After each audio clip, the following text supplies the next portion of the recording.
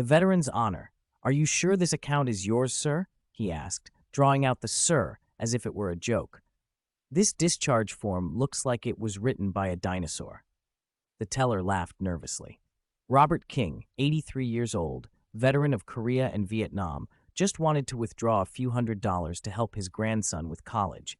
He wasn't looking for recognition or attention, but when the manager called him a fake veteran and asked to have him escorted out, he didn't know he had just insulted a military legend. 2 blocks away, a major general had already interrupted a meeting and was heading to the bank with a single purpose: to ensure that the man who had trained an entire generation of soldiers would never be humiliated again. His name was Robert King, Bobby to those who knew him well.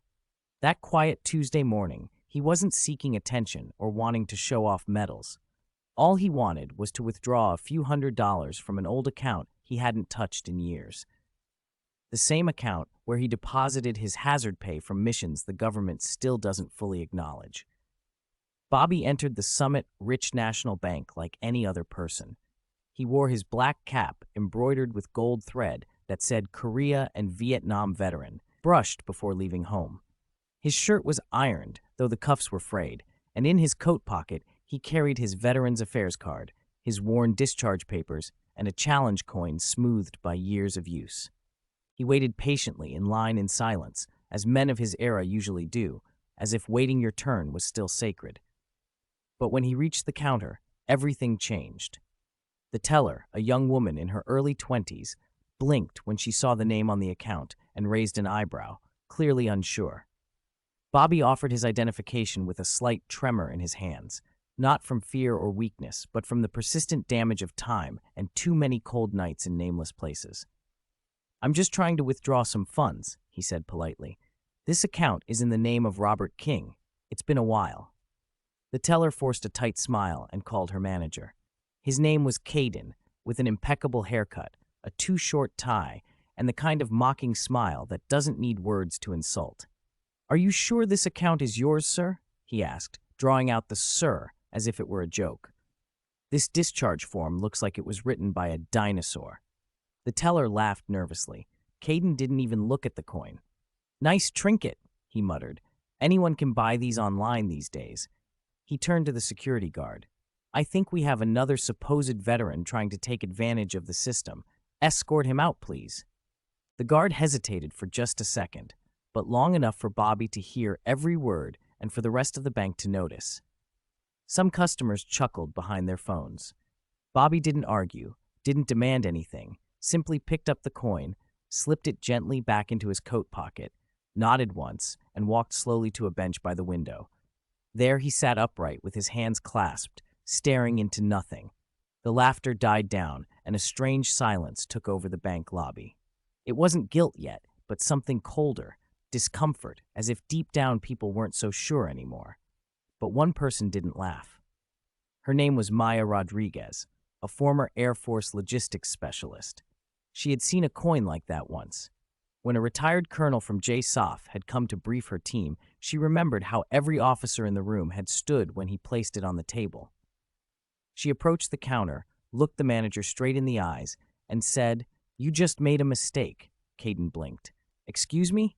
Maya pointed to the bench. "That man is not a fake. That coin alone outranks every paycheck in this building." Caden snorted. "If he's so important, why isn't someone here with him?" Maya didn't respond, simply left and made a call, but someone else had already noticed. In the back office, an older employee had heard the name Robert King. He looked at a plaque on the wall dedicated to the Summit Rich Command Base and those who built it. Among the engraved names was R. King, the man who had supervised the original military infrastructure, the same man who was now being accused of falsifying his record. The employee picked up the phone, dialed a number only a handful of people knew, and said 6 words. "It's Bishop Coyne. Summit Rich. He's here." 2 blocks away, Major General Kane received the call. Upon hearing Robert King's name, he stopped his briefing mid-sentence, stood up from his chair, and simply said, "Uniform. We're leaving." For Kane, Bobby wasn't just a name in a file. He was the reason Kane wore stars on his shoulders. A living ghost, a man believed to be long gone. Meanwhile, back at the bank, Bobby adjusted his coat sleeve. The silent hum of the fluorescent ceiling lights filled the air, but no one spoke. Kaiden kept casting nervous glances at the old man, who hadn't made a single threat, hadn't raised his voice once, hadn't even seemed angry, but still seemed to radiate the kind of presence that unsettled people accustomed to authority. "He's still here," Kaiden muttered, peering over the teller line. "Seriously." He turned to one of the newer employees and snorted. "He's probably waiting for someone to post him to get a pity donation online. Veterans do that stuff all the time." Maya's jaw tightened, and the young woman at the window looked down. Even she knew this had gone too far. Keaton leaned back against the counter, as if he were proud of himself. "I should have called the police," he laughed. "It's just a matter of time before he makes a scene." But just as the words left his mouth, the bank's glass doors burst open in a way that couldn't be ignored. Not a gust of wind, not a customer, but a command. A chill ran through the room. Boots, real boots, struck the tile floor with precision, neither hurried nor hesitant, deliberate. Major General Everett Kane entered in full dress uniform, every ribbon gleaming, every line of fabric pressed with millimeter precision, a presence that filled the entire lobby before he even spoke. Behind him, an aide followed with a briefcase in one hand, solemn and silent. No one moved. The noise stopped instantly. Phones were hung up, coffee was left half-served, and Caden, still leaning against the counter, looked up and then froze.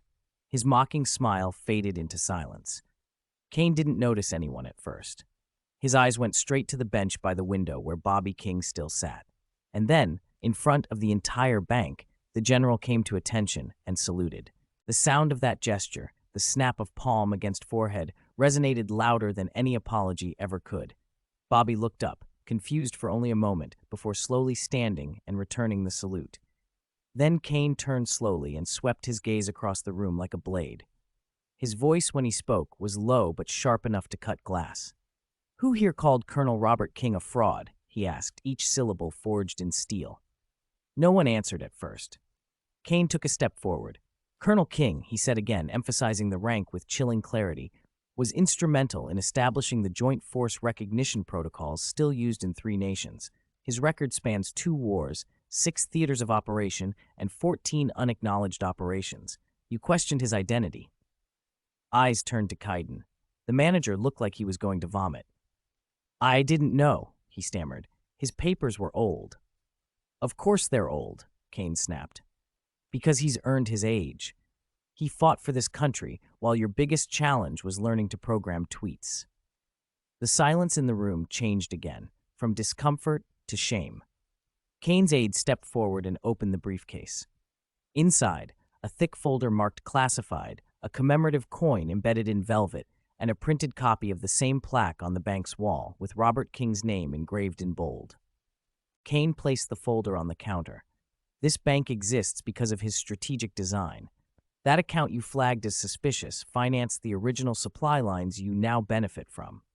He turned to Bobby with a softer voice. "Now, sir, I'm sorry I didn't know you were in town sooner." Bobby nodded warily. "I didn't come to be found. I just needed enough to help my grandson with school." Kane nodded slowly. "Then let's make that happen." And together they approached the counter while Keaton backed away with his hands raised in silence. The laughter long gone, the lesson just beginning. The silence inside Summit Rich National Bank was no longer uncomfortable. It was reverent. Every person in that room had just witnessed a shift, as if the very floor remembered the weight it once held. General Everett Kane stood beside Colonel Robert King at the counter, not barking orders, not demanding punishments, simply standing as if nothing else in the world mattered until this man got what he had come for. Bobby withdrew the funds in silence, without ceremony, to help his grandson pay for college. He didn't want attention. He never had. All he ever wanted was to keep his word to those he fought for and those he came home to. The teller's hand shook as she printed the receipt, whispering an apology that Bobby didn't acknowledge.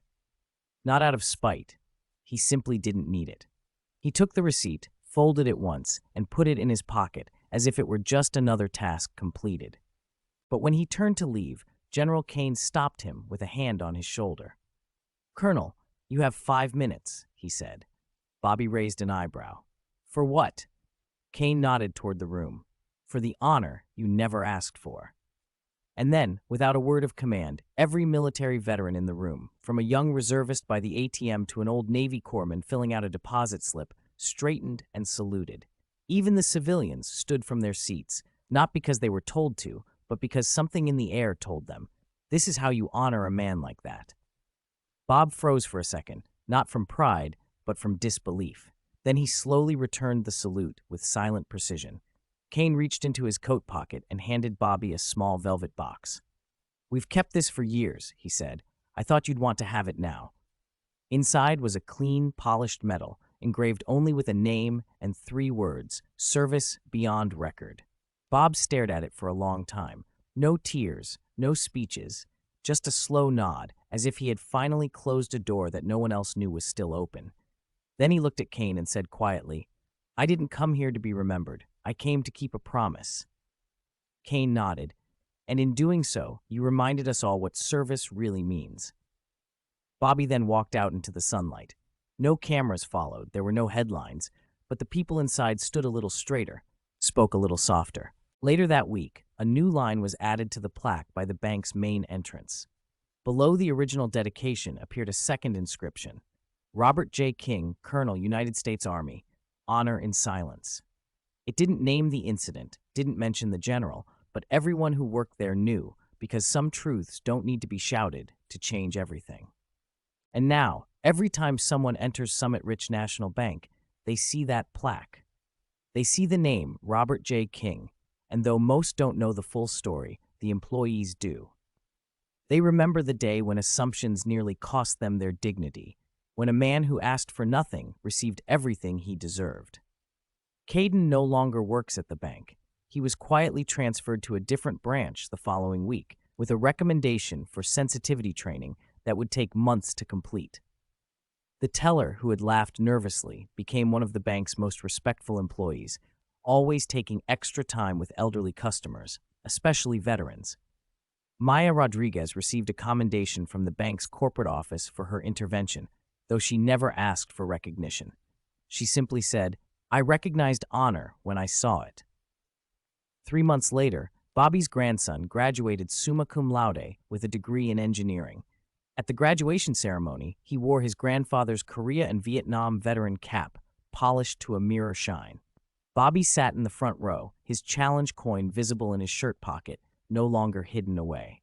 The local newspaper eventually caught wind of the story, not through Bobby. He never spoke of it, but through other veterans who had been in the bank that day. When the reporter called to ask for an interview, Bobby simply said, "I was just keeping a promise to my grandson. That's what we do."